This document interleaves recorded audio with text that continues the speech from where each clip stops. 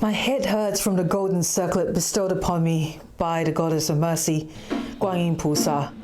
I'm known for my 72 earthly transformations, and I could somersault riding on clouds. I'm known by three names: Sun Wukong, Sun derived from Ho Sun, meaning maquettes; Wukong, meaning awakened to emptiness; Qi Tian Dashen is another name, which means great sage equal to heaven, and Douzhan Shengfu is the other name, meaning victorious fighting Buddha. Who am I? Watch and find out.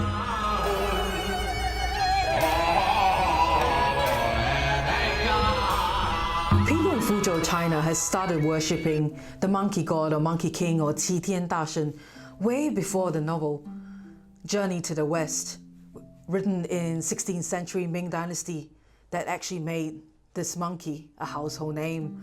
So this particular temple, or actually in Fuzhou, there were hundreds of temples dedicated to this particular monkey king, and as well as outdoor locations. Historical records show that the first temple dedicated to Qi Tian Dashen goes way back to the Song Dynasty, which is during the period of AD 969 to 1279. Belief in the Monkey King resonated right across Fujian, and in Fuzhou itself, there are 800 such temples solely dedicated to this worship. In the 1990s, the Qitianfu Temple, located in Pingshan Mountain in Fuzhou, is regarded as the original ancestral temple dedicated to the Monkey King. This particular temple has registered more than 200 offshoots in other parts of the world, namely Hong Kong, Taiwan, Malaysia, and Singapore. The worship of the monkey god is not always revered. It was actually touted or actually looked down upon and considered a superstitious activity during the Chinese Cultural Revolution, which was in 1966 to 1976. So this particular original ancestral temple was torched and the worshippers retreated underground, which was actually really sad when you think about that. So I actually began my search trying to locate a temple solely dedicated to the Qi Tian Dashen in Australia as well as in Singapore. So my search, or the track of looking for this particular Qi Tian Dashen, or a temple solely dedicated to Qi Tian Dashen, brought me to Tiong Bahru in Singapore. Tiong Bahru is not only known as this new hipster facade. Tiong Bahru is also famous for Tiong Bahru markets. If some of you have been there before, you'll probably love the Chui Gui located at Tiong Bahru markets, which I'm still craving for. But you know what? It's home to the oldest monkey god temple in Singapore. So the temple was founded in 1910 by Peranakan person, and his name is Go Kim Chun. And the original temple in 1910 is actually a really old atap zinc roof hut located in now Tiong Bahru Estate. Mr. Go Kim Chun is a Peranakan, and he's actually a spirit medium, or what we call a Tang. And Tang, the spirit mediums, they don't elect to be a spirit medium. The god actually chooses them to be one. So he actually embodies the god, and in this case, he's actually the Tang for the monkey god, or Qi Tian Dashen. So Qi Tian Dashen actually possesses him in what we call a trance, or Lok Tang or Tio Tang, and in the monkey god will actually speak through him. So Mr. Go Kim Chun started this temple in 1910, and in 1938 the temple actually moved to its current location in Eng Chun Street. So devoteeships have grown with Peranakans being the largest group in the area at that time. So the Qi Tian Gong in Tiong Bahru is a temple which is solely dedicated to the monkey god, with more than 10 monkey statues in the temple itself. And there's actually one of the oldest statues, more than 100 years old, is said to be the first statue that started it all as well. So the pantheon consists of a couple of administrative monkeys, a handful of soldier monkeys, and the highest ranking monkey or monkey god is the 100-year-old statue, the one that started it all. This statue is said to belong to his mother, which was very sick at that time, and the monkey god Qi Tian Da Shen appeared to Go Kim Chun in a dream, requesting him to be a spirit medium. And all he wanted to do was help his mother and treat his mother. He also wanted to, help the needy around him. So he accepted the role of being a Tang, a spirit medium, allowing the monkey god to possess his body. In turn, he saved his mother from being unwell, and he's also giving back to the community and helping the needy or anyone who wants to request for a wish of some sort from the monkey god. And it's said that his mother owned this little statue of the Monkey King, and it's 100 years old. So on the day of the monkey god's birthday, which is the 16th day of the 8th lunar month. So the 8th lunar month, or the lunar month, is a lunar calendar, the Chinese calendar. For us, it's September, so the 16th of September. It can go either ways depending on the calculation of the moon. So sometimes it might be 16th, 17th, or the 18th of September. And during this time, everyone will come to the Tiangong at Tiong Bahru, and rituals will begin.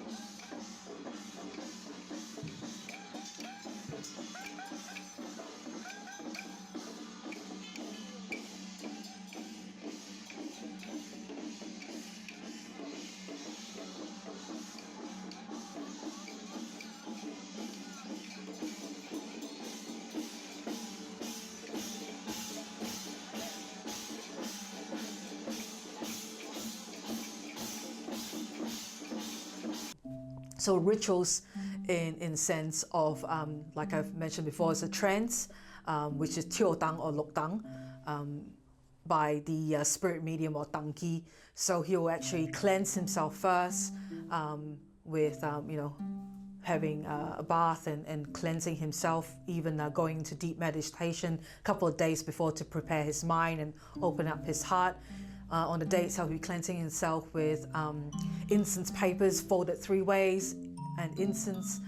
He also has helpers or spirit helpers that will help him, because when he goes into a trance, first his head will shake, fingers will twitch, and so his legs. So he's getting really jittery, and he starts, sometimes there'll be belching. They'll be feeling bouts of nausea. Then he will actually drop forward, or he'll lean forward, but still, shaking as though he's having an epileptic fit of some sort. All this time, he'll be seated on his blood red dragon chair. He'll be having helpers to actually hold him, because once he goes in a trance, or when the monkey god is here and enters his body, he doesn't know what's going on. His eyes will roll back, and the first thing, or when the devotees notice that the Monkey King has arrived in his body, he will actually jump up on his chair and strike one of your noticeable Monkey King moves, like this, and scratching, or and doing little monkey faces and scratches, and usually this and things like that. So that indicates that he's here, and the rituals will start, and there'll be a lot of prayers and lion dance and chants, and devotees will be praying to him, incense and offerings. There'll also be fruits and incense and offerings to the Jade Emperor, which is as well as the goddess of mercy, Guan Yin Pusa, because it's said that she's the only deity that can actually control the monkey god from being, going astray, and she's also the one that sent him on the journey to the west as well. So it's believed that the monkey god is almighty, he's vigorous, resourceful, mercurial. People pray to him for different reasons, be it, warding off evil, longevity, good luck, the prosperity, the works, the same thing. Businessmen pray to him, trying to pray for a quick mind because, the monkey god is quick thinking, on better ways on how to turn around their business, creating wealth, and better opportunities. It's also said, and it's also believed, that the monkey god, Qi Tian Da Sheng, is a patron saint for little children, especially sick little ones. So there are a lot of little ones, especially those who are suffering or having an illness that would not be cured, or maybe some, little kids who don't have much time left, are taken under Qi Tian Da Sheng's wing, and they are all his godchildren. So he'll be taking care of them. So besides going to the temple to pray to Sun Wukong or Qi Tian Da Sheng, their devotees also do display effigies in their home. So positioned in the west or southwest direction, it's said that the Qi Tian Da Sheng will ward off evil, protect the well-being of those who live in the house.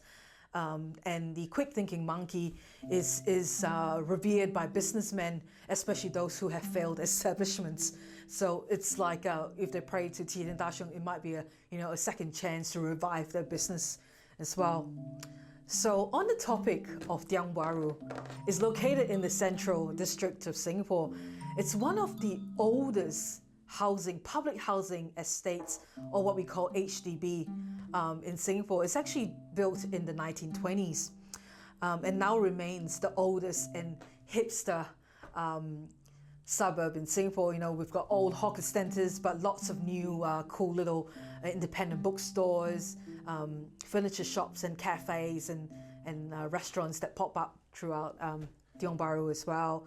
So what stands out for Tiong Bahru is what we call the horseshoe shape particular apartment, and this is in Mo Guan Terrace or Guan Chuan Street, and it's also said that under this particular apartment, or in this particular area, is the first air raid shelter built in the HDB estate or public housing estate. So all around Tiong Bahru are dotted with pre-war era apartments, and it's built during the late century Art Deco movement called the Streamline Moderne, which is defined by long lines, simple clean curves and rounded shapes. So when I was doing my research for this video, I've come to realize how diverse Singapore really is. So even though Singapore is, a pretty cool, fast-moving, fast-paced metropolis with a steady GDP, there's still pockets of old world charm like Tiong Bahru, as well as obscure Taoist religion of worshipping Qi Tian Da Sheng, monkey god, as well as even more obscure will be almost borderline Taoist occult will be the spirit medium Tang, or the trance of Lok Tang or Tio Tang. So something to think about when you next visit Tiong Bahru. Not only having a drink or a bite, or going into one of the bookstores, or tracking down where that famous Zui Gui shop is at Tiong Bahru Market, which like I said, I still crave. With lots of chai po and chili, that's the best thing to have, Tiong Bahru Zui Gui. Do stop over at this Qi Tian Gong, because it's really amazing how this small little place still stands the test of time from 1910 till now in Singapore. If you enjoyed this video and think that you'd like to delve further into the lives of other deities, do check out this video here. Here.